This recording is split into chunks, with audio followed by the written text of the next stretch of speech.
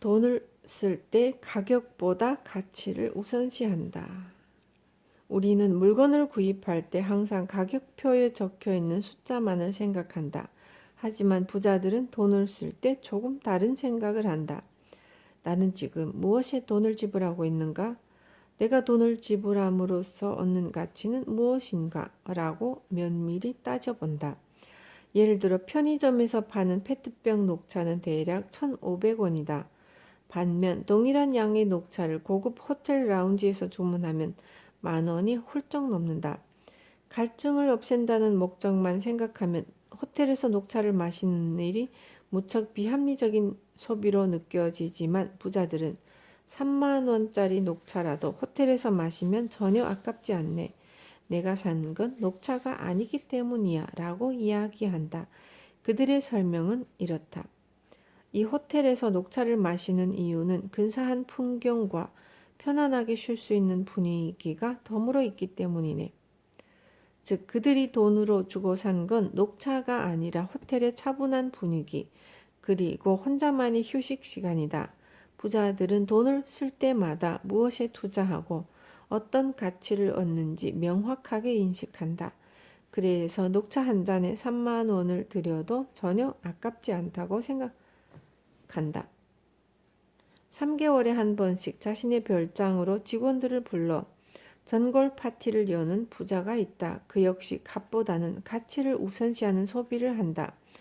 파티 날이면 직원 20명을 도쿄의 사무실에서 멀리 떨어진 시골 별장으로 데려오는데 사실 전골 요리 자체의 재료비는 50만 원도 채 들지 않는다. 하지만 직원들을 태우기 위해 빌리는 대형 버스나 파티 준비를 돕는 우리 집사의 보수까지를 포함하면 1,000만 원가량의 비용이 발생한다. 총액을 참가 인원 수로 나누면 1인당 50만 원 꼴인데 이 정도면 도쿄에 있는 고급 레스토랑에서 호화로운 식사를 즐기기에 부족함이 없다. 나는 그에게 큰마음 먹고 1,000만 원이라는 금액을 투자하시는데 그럴 바엔 도쿄에 있는 고급 음식점에서 식사하는 편이 더 낫지 않습니까? 하고 물었다.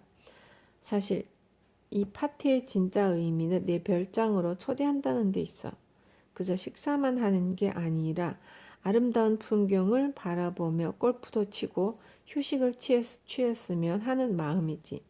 실은 직원들 자신도 열심히 일하면 이런 별장을 살 수 있다는 생각을 갖게 하려는 마음이 가장 크다네. 부자의 지출에는 직원들이 큰 꿈을 꾸고 일의 의욕과 동기를 갖게 한다는 진짜 목적이 숨어 있었다. 즉, 그가 사용한 1,000만 원은 전골 요리값이 아니라 직원들의 교육비였다. 보통 사람들은 돈을 쓸 때 한 가지 측면만 보는 경향이 있다. 예를 들어 목을 축이기 위해 차를 마시고 배를 채우기 위해 밥을 먹는다. 하지만 우리들도 부자들처럼 내가 지금 어떤 가치를 위해 지출하는지를 다각도로 따져보고 명확히 파악한다면 같은 돈을 쓰더라도 더 현명하게 소비할 수 있지 않을까? 이제부터라도 돈을 쓸 때마다 그 돈이 나에게 가져다 주는 진정한 가치를 생각해 보길 바란다. 자산을 직접 눈으로 확인한다. 앞서 금이나 백금은 불에 타지 않는다는 이유로 부자들이 무척 선호하는 투자 상품이라고 이야기했다. 그런데 이들 상품에는 보관이라는 문제가 따른다. 부피가 크고 관리하기도 쉽지 않기 때문에 일반적으로는 은행 금고나 귀금속 회사에 맡겨두어야 한다는 생각이 들게 마련이다. 하지만 부자들은 유형, 무형의 자산을 직접 관리해야 리스크를 줄일 수 있다고 말한다. 내 재산을 보관해주는 은행이나 관리회사가 도산해버리면 어떻게 되겠는가? 항상 만일의 경우도 염두에 두어야 리스크를 줄일 수 있다네. 보안 측면에서도 부자들은 자신이 직접 재산을 가지고 있어야 더 안전하다고 단언한다.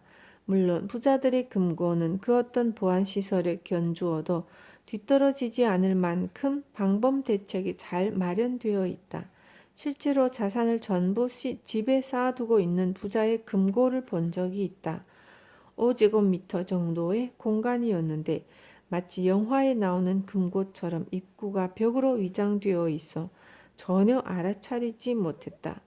금고를 열 수 있는 사람도 본인과 직계가족 이외에는 아무도 없다. 물론 방범 센서도 몇 겹으로 설치되어 있었다. 부자들의 견고한 금고에는 귀금속이나 현물뿐 아니라 다른 물건도 들어있다. 프랜차이즈 음식점을 경영하는 부자는 요리 레시피를 금고에 넣어둔다고 했다. 달랑 종이 한 장뿐이지만 그 레시피로 전국적인 프랜차이즈 사업을 일구었기 때문에 본인에게는 돈이나 금보다도 더 가치 있는 물건이라고 했다. 부자들이 금이나 백금과 같은 현물을 직접 보관하는 이유는 또 있다. 바로 자산의 가치를 실감하기 위해서이다. 직접 금고를 마련해서 자산을 보관하면 얼마나 늘고 줄었는지 눈으로 확인할 수 있다. 금을 너무 많이 팔았네. 보충해야겠어. 금 가격 추이에 비해 너무 많이 가지고 있는데 팔고 백금을 늘려볼까 하는 식으로 생각하게 되는 것이다. 이처럼 자산을 시각화하면 자산 균형이 나빠질 때마다 바로바로 대응할 수 있다. 더불어 이래도 동기가 부여된다. 한 부자는 보관하고 있는 자산이 축나기 시작하면 조금 더 열심히 일해서 채워야겠다는 마음이 드네 라고 이야기했다. 즉 자산의 증감을 직접 눈으로 확인하면 수입을 더 의욕적으로 늘릴 수 있다. 직장인 대부분은 월급을 은행 계좌로 받기 때문에 현금을 눈으로 보고 실감하기가 어렵다.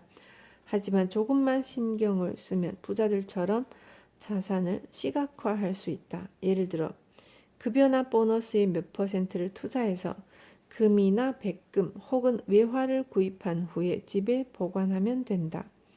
부자들처럼 넓은 금고를 마련할 수는 없어도 작은 금고를 사서 귀중품을 넣어둘 수는 있다. 하루에 한 번씩 금고를 들여다보면 점점 더 금고를 채우고 싶은 마음이 들게 마련이다. 그 마음이 곧 자산을 늘려야겠다는 동기부여가 될 것이다. 그러면 수입도 더 빠르게 증가하지 않을까? 10원짜리 동전의 가치를 안다. 유독 10원짜리 동전에 집착하는 부자가 있다. 그의 집 금고에는 실로 엄청난 양의 10원짜리 그 동전이 있는데 세어본 적은 없지만 전부 합치면 아마 10억 원 이상은 될 거라고 했다. 보통 사람들은 10원짜리 동전이 모이면 은행에 가져가서 지폐로 바꾸거나 예금을 한다. 하지만 오히려 그는 정기적으로 지폐를 10원짜리로 동전으로 바꾸어 금고에 넣어두곤 했다. 금고 안에 10,000원짜리가 지폐 다발로 쌓여 있다면 이해가 된다. 그런데 지폐가 아니라 10원짜리 동전이 가득 들어있다면 누구나 왜 그런지 물어보고 싶어진다. 그는 동전을 모으는 이유에 대해 이렇게 이야기했다. 10원짜리 동전 하나를 만드는데 얼마가 필요하다고 생각하나? 주재료인 알루미늄과 구리, 제조 비용을 모두 합하면 20원 정도가 들지. 화폐 중 유일하게 액면 가치가 제조 원가의 절반 값이야. 10원짜리를 제외한 다른 동전이나 지폐는 제작 비용이 액면 가치보다 훨씬 적다. 부자는 여기에서 10원의 가치를 발견했다. 더불어 그는 10원짜리 동전을 수집하는 일이 최악의 사태에 대비하는 최선의 방위책이라고도 말했다. 국가의 화폐 제도가 무너지면 지폐 따위는 휴지 조각이 되고 말지. 하지만 10원짜리 동전은 화폐로서의 가치를 잃어도 알루미늄이나 구리로서의 가치는 남아 국가가 파산하면 재료로 팔 수 있다는 뜻이네. 현재 알루미늄의 국제 가격은 1kg당 약 2,100원이다. 10원짜리 동전과 동일한 1g으로 계산해보면 대략 2원이 되므로 사실상 손해이기는 하다. 하지만 나라가 혼란에 빠져 인플레이션이 발생하면 알루미늄의 가치가 더 높아질 가능성도 충분히 있다. 또 부자들은 자국의 통화에 찍혀있는 숫자를 절대적으로 신용하지 않는다.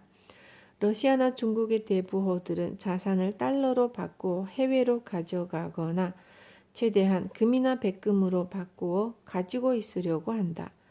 정치나 경제가 불안정한 나라에서 자국의 통화가 리스크에 노출되어 있다는 생각은 부자들이 가진 너무나 당연한 감각이다.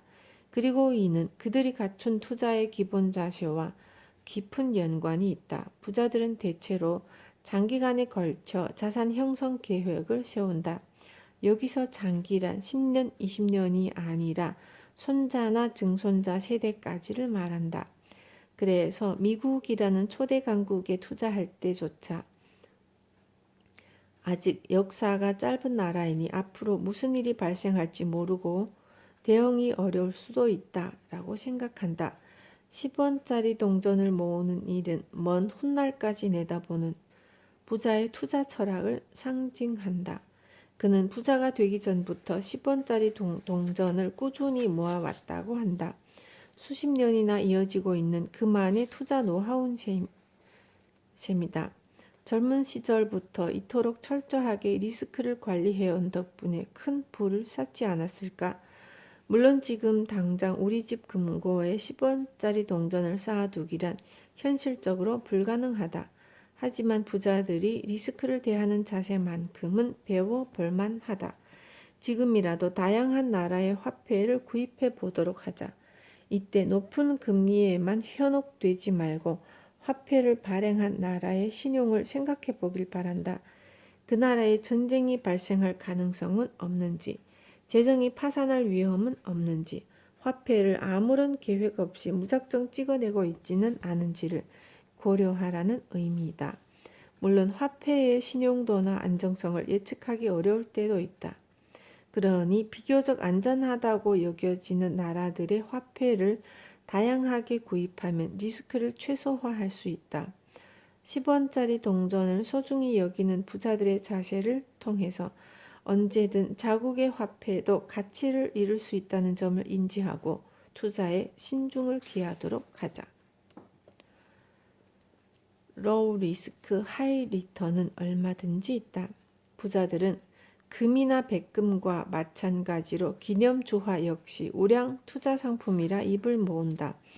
우리 고객 중에도 기념주화가 발생하면 수백 매에서 수천 매를 한꺼번에 구입하는 사람이 많다. 그들은 은행 직원이 찾아올 때마다 이번 기념주화는 무엇인가? 라고 물어본다.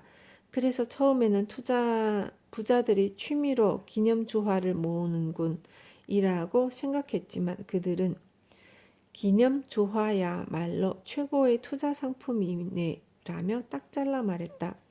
기념주화는 원금이 보장된 데다 나중에 가격이 크게 오르는 경우도 많지. 이만큼 투자에 적합한 상품이 또 어디 있겠는가. 보유하고 있던 기념주화의 가격이 상승하면 주화상점에 팔아 이익을 남길 수 있다. 특히 발행 당시에 화제가 된 금화나 한정판 주화는 가격 상승 비율이 꽤 높은 편이다. 예를 들어 일본에서 1990년에 발행한 천황즉위 기념 10만 엔짜리 금화는 현재 가치가 13만 엔이 넘는다. 1999년에 발행한 천황 제위 10주년 기념 만엔짜리 금화는 놀랍게도 9배나 올라서 9만 엔이 되었다. 2002년 축구연맹에서 발행한 월드컵 한일 공동 개최 기념 만엔짜리 금화도 6, 7만 엔에 거래되고 있다. 여기서 말한 금화의 가격은 특정 시기에 조사한 것이므로 완전히 정확하다고 단정할 수는 없다. 그래도 부자들이 기념주화를 최고의 투자 상품이라 여기는 이유는 잘 전달되었으리라 생각한다. 사실 보통 사람들은 기념주화의 존재 자체도 잘 모르지만 우리가 생각하는 것 이상으로 기념주화는 꾸준히 발행되고 있다. 모두 가격이 오르지는 않지만 부자들은 기념주화만큼 안정적인 상품은 없다고 입을 모은다. 웬만해서는 액면 가치가 그대로 보증되기 때문이다. 부자들은 자산을 축내지 않고 지키는 것이 가장 효과적인 투자라고 말한다. 그래서 가격이 오르는 투자 상품 못지않게 가격이 하락하지 않는 투자 상품에도 큰 관심을 갖는다.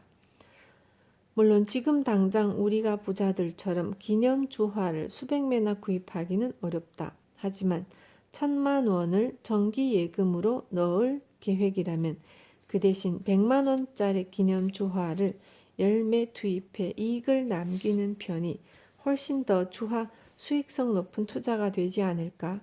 원금이 보증되어 있기 때문에 예금만큼 안전하고 시중금리보다 더 높은 프리미엄이 붙을 가능성도 크기 때문이다.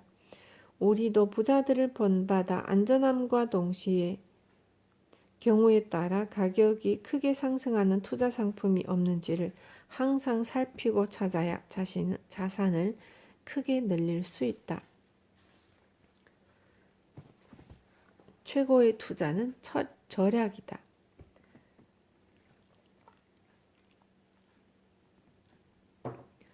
하룻밤 사이에 억 단위의 돈을 벌고 움직이는 부자들은 분명 돈 모으기에 귀재이다. 하지만 의외로 부자들은 자산을 모으고 늘리는 것보다 불필요한 지출을 줄이는 일이 더 중요하다고 입을 모은다. 잘 생각해보게. 내가 가진 자산의 10%를 늘리는 건 아주 어려워. 하지만 지출을 10% 줄이는 일은 의외로 간단하지. 부자들은 돈을 늘리는 최고의 투자가 절약이라는 사실을 너무나 잘 알고 있다. 우리 고객 중에는 2008년에 발생한 리먼 사태로 인해 자산의 3분의 1을 잃은 사람이 있다.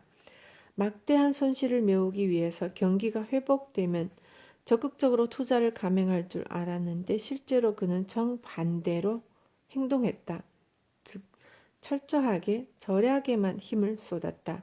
일본의 집을 여러 채 소유하고 있었기 때문에 집사들에게도 집에 들어가는 유지관리비를 어떻게 하면 줄일 수 있을지 함께 고민해주게라고 도움을 요청했다. 워낙 큰 부자여서 우리 같은 보통 사람과는 절약의 차원이 다르지만 그의 절약 사례를 잠깐 소개하면 이렇다. 먼저 그는 자동차 관리 비용을 줄였다. 1년에 몇 번 타지 않는 자동차라도 일주일에 한 번은 시동을 걸고 달려줘야 하는데 그는 이 일을 회사에 맡기고 있었다. 그 비용을 절약하기 위해 우리 집사들이 대신 시동을 걸어주었다. 더불어 집에 딸린 수영장의 물을 전부 빼냈다. 수영장을 언제든지 이용하기 위해서는 항상 물을 순환시켜줘야 하는데 수도세는 물론 모터를 돌리는 전기세만 해도 한 달에 4,500만 원이 훌쩍 넘게 들었다. 이처럼 설비를 운영하기 위해 발생하는 부대 비용이나 불필요한 지출을 영어로 러닝 코스트라고 한다. 세계적인 금융관리, 자산관리자들은 가게는 보험료나 휴대전화 요금과 같은 러닝 코스트를 우선적으로 줄이기만 해도 절약에 큰 효과를 볼 수 있다라고 말한다. 내가 만난 부자들 역시 다달이 나가는 부대 비용을 줄이는 일이 재산 축적의 첫걸음이라 입을 모았다. 다음으로 부자들은 식비 절약에 신경을 많이 쓴다. 부자의 반열에 오르면 참석해야 할 회식 자리가 많아지고 각종 파티에도 자주 초대받는다. 점심과 저녁을 함께 먹는 사람들도 대개 큰 부자라 때로는 식비가 상당히 부담으로 작용한다. 앞서 리먼 사태로 자산을 잃은 부자는 크게 내키지 않는 회식이나 파티는 신뢰가 되지 않도록 정중하게 거절을 한다고 했다. 부자들은 평소 가족과 먹는 저녁 식사 외에도 사치를 부리지 않는다. 젊은 시절 어려움을 겪으며 성공한 사람이 많아서 부자가 된 후에도 검소한 생활이 몸에 고스란히 배어 있다. 실제로 자수성가를 해서 큰 부자가 된 우리 고객은 내가 이만큼 돈을 번 건 젊은 시절의 누구보다 어려운 생활을 했기 때문이네 라고 이야기했다. 그가 절약하는 모습은 그야말로 지독하리만치 철저하다. 자취생 시절에는 수도세를 절약하기 위해 최대한 집에서 화장실 사용을 자제했다고 한다. 그런데 항상 뛰는 놈 위에는 나는 놈이 있다. 내가 아는 다른 부자는 수도사업소에 전화를 걸어서 아예 집 수도를 끊어버렸다고 했다. 설령 물을 쓰지 않더라도 기본 요금은 계속 나오고 상수도와 하수도가 연동되어서 하수도 요금까지 내야 했으므로 상당한 낭비라 생각했다고 한다. 목욕은 어떻게 했냐고 묻자 친구의 집에서 해결했다는 웃지 못할 이야기까지 들려주었다. 월급이 아주 적었을 때부터 지금까지 지독하게 모아온 그는 부자가 된 비결을 단연 절약으로 꼽았다. 절약에 일가견이 있는 다른 부자와 식사를 하며 나는 또 한 번 절약에 대한 큰 가르침을 얻었다.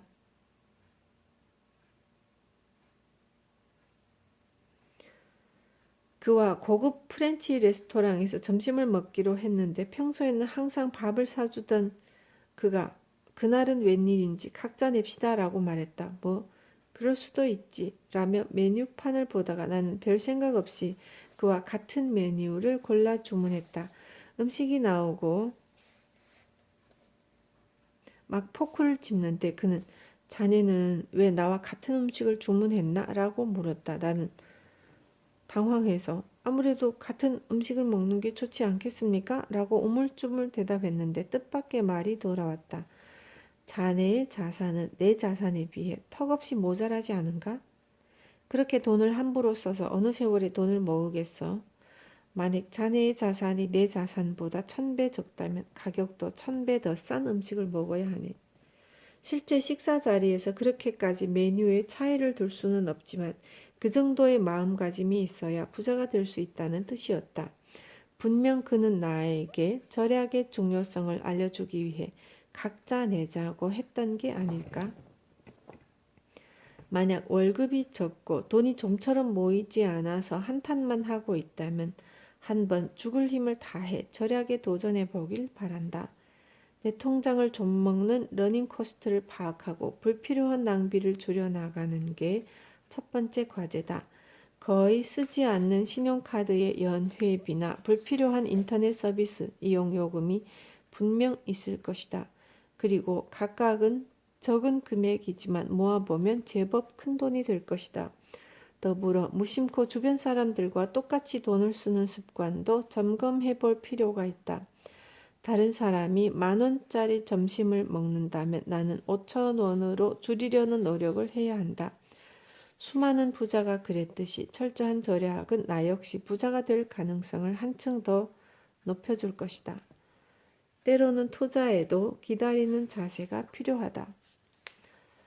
부자들은 왠지 결단력과 실행력이 강해서 돈 되는 일이라면 물불을 가리지 않고 곧장 달려들 것 같지만 의외로 실제 투자를 결정하는데 상당한 시간을 들이며 고심하는 사람이 많다. 특히 처음 투자하는 분야이거나 금액이 큰 투자 혹은 예측이 어려운 투자를 앞두고는 반드시 한 번 결정을 보류한다. 그런데 수백 명의 부자를 만나보고 특이한 공통점을 발견했다. 그들은 모두 똑같이 보류 기간을 3개월로 정해두고 있었다. 선물 거래에 대한 투자 결정을 3개월간 보류한 부자에게서 자세한 이유를 들을 수 있었다.